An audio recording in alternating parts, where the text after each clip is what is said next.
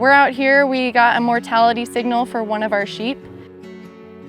So we're going to be performing what's called a necropsy to determine the cause of death of that sheep. These sheep wear these special collars that not only use VHF, and they also provide us GPS as well. So with that GPS location, we can get really close to where that sheep was right before it died, and then start using telemetry gear to hone in on their exact location.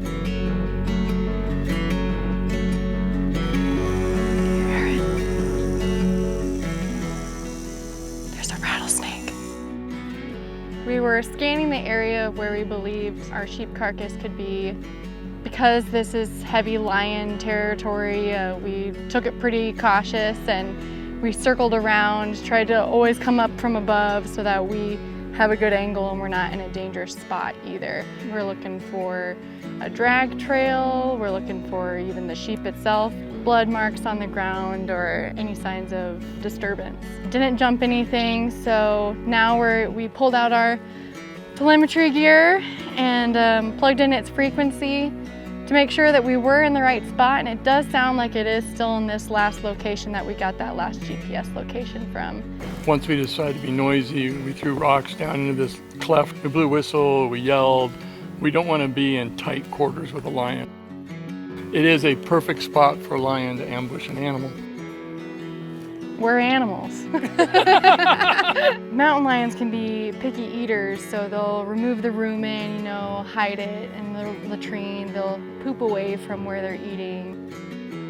There you go. So this could actually be a latrine. We can come back to it. See the That's short true. scrape? Yeah. So the lion will, just like a house cat going to the litter box, will go to another area, poop, and then scrape it over. Starting to stink a little bit. Yeah. Oh, we got some bones. Yep, we got some bones here. Yep.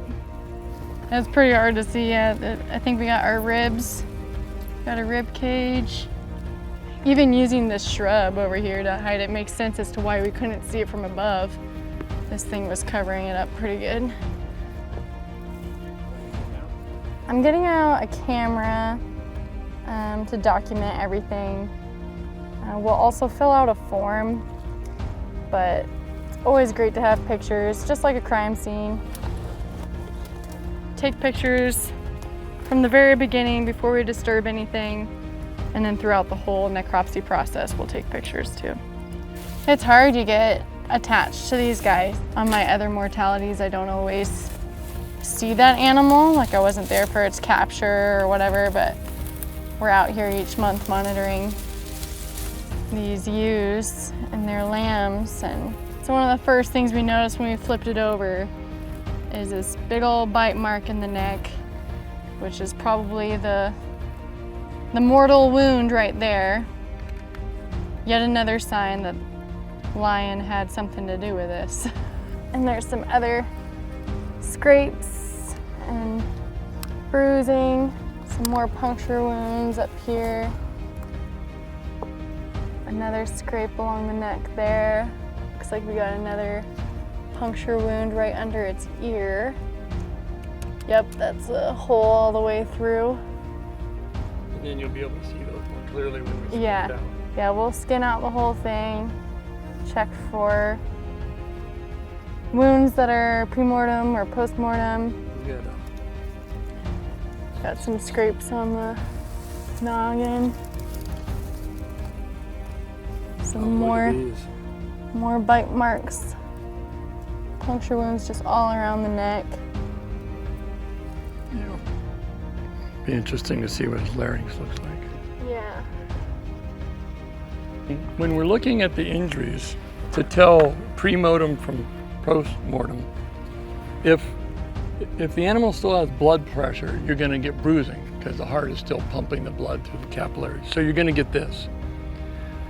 If an animal bites or chews after the prey is dead, you won't get all this because you don't have the blood pressure pushing it anymore. So that's how you tell pre and post-mortem. And sometimes in areas with bears, we get into situations where the predator and the scavenger are different. And so you may see where a lion killed something and then a bear or a wolf ran it off its kill. and you'll be able to tell, you know, who was the murderer and who was the thief. We've got what looks like either bite or claw marks on the head, and lots of times the lion will grab it, the whole muzzle, try to clamp down so the animal can't breathe, or here to throttle it. So I just slit up the bridge of the nose, and look at all the hemorrhaging we've got under here. And this is why we skin the animals out. You can see a lot of things better from the underside. So this is definitely pre-mortem. So she was still fighting when this happened. Like this, there's no bruising around it. So this was post-mortem. So it was not alive when that hole was created. Here's an old wound here. You can see that it's bruised, and this also just, it's been healed. There's no more hemorrhaging left. It's just no like fresh blood from this being a fresh wound. You can kind of see on the other side too. Well, there's some shearing from the lion shearing the hair off here. So a tough cookie right here. Something that we'll check on all of our mortalities is the bone marrow. And when it's white and stiff like this, that's real fatty bone marrow. I mean, she's been doing good.